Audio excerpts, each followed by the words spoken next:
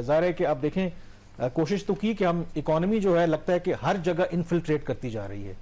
तो आज आपको पता है कि सुप्रीम कोर्ट के अंदर, चैम्बर के अंदर 3 रुकनी जो बेंच था चीफ जस्टिस की सरबराही में, उसने प्रोसीडिंग की। वो जो फैसला था उनका 4 अप्रैल का कि पंजाब के अंदर इंतखाबात 14 मई को होने चाहिए, लेकिन बाद में इलेक्शन कमीशन ने कहा कि सरकार तो हमें पैसे ही नहीं दे रही। फिर पार्लियामेंट ने भी आपको पता है कि उस मूव को रिजेक्ट किया।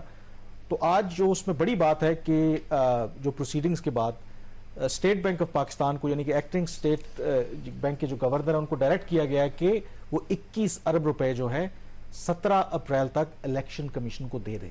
ये तो खबर आ गई। मैं सिर्फ आपसे ये पूछना चाहता हूं कि क्या कानून क्या कहता है, पहले तो स्टेट बैंक का रोल क्या है, क्या इस तरीके से supreme court of Pakistan direct कर सकती है कि आप पैसे जो है वो किसी भी इदारे को दे दें उठा के?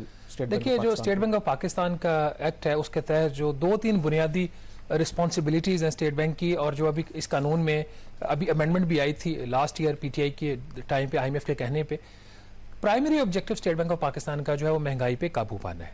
वो इलादा बात है, उसमें बुरी तरह वो नाकाम हो रहे हैं। दूसरा उनका जो टर्शियरी ऑब्जेक्टिव है कि उन्होंने इकोनॉमिक ग्रोथ को सपोर्ट करना है। उसके अलावा जो स्टेट बैंक ऑफ पाकिस्तान है वो bank of the federal government of Pakistan है। स्टेट बैंक इटसेल्फ कुछ नहीं है इन टर्म्स ऑफ ये जो उसके पास खाते पड़े होते हैं।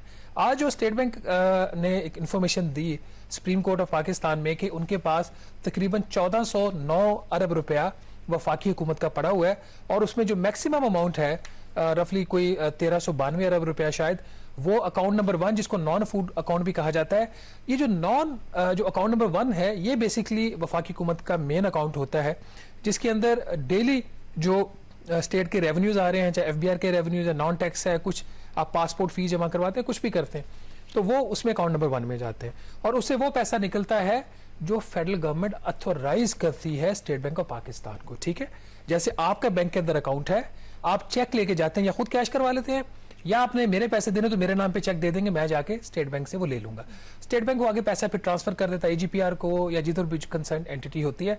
तो स्टेट बैंक इटसेल्फ कोई ऑथराइजेशन नहीं कर सकता। यहाँ पे एक एनॉमली है, लेकिन उस एनॉमली इसके ऊपर आने से पहले जो आज स्टेट बैंक की इंस्ट्रक्शंस हैं वो पहले मैं बता दूं, फिर मैं एनॉमली बताता हूं। इंस्ट्रक्शंस से पहले भी आई थिंक ये जो आप बात कह रहे हैं ना, इसमें जो एक्टिंग गवर्नर थे स्टेट बैंक के, जो ये ऑर्डर आज का आया है, उसमें तो ये कह रहे हैं कि अगर सुप्रीम कोर्ट हमें हुक्म देती है, हम तो ये 21 अरब रुपए एट द अर्लीस्ट जो है हम वो ट्रांसफर कर देंगे। जो आप बात कह रहे हैं, आप कह रहे हैं कि state bank on their on कुछ भी नहीं कर सकता, लेकिन यहाँ पे जो एक्टिंग स्टेट बैंक के गवर्नर हैं वो क्लियरली कह रहे हैं जी आप हमें बता दें, हम पैसे ट्रांसफर कर देंगे। मैं उसी पे आने लगा था। 2-3 चीजें अगर ऑर्डर को हम इस सीक्वेंस में पढ़ लें नाज़रीन, एक तो जो बड़ी बात सबने कर दी कि सुप्रीम कोर्ट ने हदायत जारी की है स्टेट बैंक ऑफ पाकिस्तान को कि वो जुमेरात जो मंडे है अप्रैल 17 उस दिन तक जो ऑफिशियल वर्किंग आवर्स हैं उससे पहले ये पैसा जो है वो इलेक्शन कमीशन ऑफ पाकिस्तान को 21 अरब रुपया ट्रांसफर कर दे। दूसरी हदायत स्टेट बैंक को ये दी गई कि वो एक कम्युनिकेशन भेजेगी, एक मरासला भेजेगी वजारत खजाना को कि ये वाला जो पैसा है हमने इलेक्शन कमीशन के अकाउंट में ट्रांसफर कर दिया। उसका जो अगला मरहला फिर ये होगा, वजारत खजाना accountant general for Pakistan revenue जो है AGPR को हदायत जारी करेगी कि जो ACP का इलेक्शन कमीशन ऑफ पाकिस्तान का अकाउंट है उसके अगेंस्ट एक सीलिंग लगी हो कि 7 तक उसमें पैसा ट्रांसफर हो सकता है। तो सुप्रीम कोर्ट की हदायत यह है कि वजारत खजाना AGPR को हदायत जारी करे कि ये भी काम मंडे से पहले या मंडे तक होना चाहिए कि वो जो सीलिंग है उसको 21 अरब रुपए से रिलैक्स किया जाए। AGPR वो सीलिंग रिलैक्स करेगा, 21 अरब रुपया वो वहां से फिर इलेक्शन कमीशन को अथोराइज कर दिया जाएगा यूज करने। ये तो एक process state bank of Pakistan ने जो करना है। अब यहां पे सवाल ये पैदा होता है, क्या ये काम स्टेट बैंक ऑफ पाकिस्तान को जो हदायत जारी की गई है, क्या ये काम सुप्रीम कोर्ट का है, पार्लियामेंट का है या वफाकी हुकूमत का? ये सबसे अहम सवाल है, इसी के ऊपर अब सारी बहस हो जाएगी। मेरे जो पिछले 1-2 आर्टिकल्स थे एक्सप्रेस ट्रिब्यून में, उसमें ये बात मैंने बड़ी वाज़ेह लिखी थी कि बावजूद इसके कि जो एक इन्होंने बिल पेश किया था पार्लियामेंट में, उसको पार्लियामेंट ने रिजेक्ट कर दिया था। इसका कोई फर्क नहीं पड़ता वफाकी हुकूमत के ऊपर कि वो पैसा नहीं दे सकता।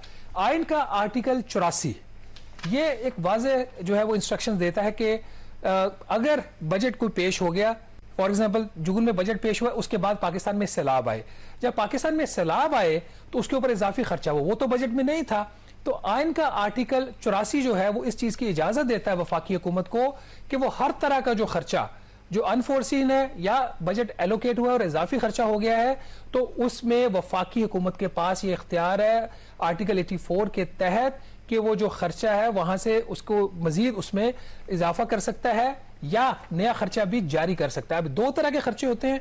आइन का आर्टिकल कामरान ये है 80, इसको समझने की बहुत जरूरत है। आइन का आर्टिकल 80 ये कहता है कि पार्लियामेंट में एक एनुअल बजट स्टेटमेंट हर साल पेश होती है। उसके तहत दो तरह के खर्चे होते हैं, एक होता है वोटेड एक्सपेंस और एक होता है चार्ज। ये थोड़ा सा टेक्निकल, इसको हम थोड़ा सा एक्सप्लेन कर देते हैं। वोटेड वो खर्चा है जो वजारतों का है, वो ऐसी चीजें जो आप उसको पार्लियामेंट के पास ये इख्तियार होता है कि उसको अप्रूव करे या ना करे, और ये इख्तियार इनको किस शिक के तहत होता है। ये थोड़ा सी कॉम्प्लिकेटेड टेक्निकल है, लेकिन ये जरूरी है आज लोगों को समझाना। नाज़रीन, ये आइन का आर्टिकल 82 का जो सब आर्टिकल 1 है, उसकी क्लॉज आगे 1, उसके तहत ये वाज़े तौर पर लिखा हुआ है, ये मैं रीड कर रहा हूं आइन से। So much of the annual budget statement as relates to the expenditures charged upon the federal consolidated fund may be discussed in but shall not be submitted to the vote of the National Assembly.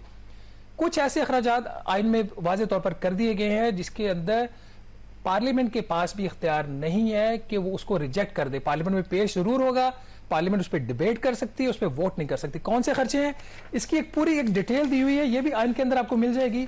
इसका जो article इसका है आगे जो इस चीज को explain करता है, जो एक्सपेंडिचर्स 81 ये आर्टिकल है, इसमें एक लिस्ट दी गई हुई है जिसमें प्रेसिडेंसी के अखराजात हैं, सुप्रीम कोर्ट ऑफ पाकिस्तान के, इलेक्शन कमीशन ऑफ पाकिस्तान के हैं, पार्लियामेंट के अपने अखराजात है जिसमें सेनेट, नेशनल असेंबली और जो कर्जे वफाकी हुकूमत के जिम्मे होते हैं उनकी जो अदायगी है, ये सारे चार्ज एक्सपेंडिचर्स हैं।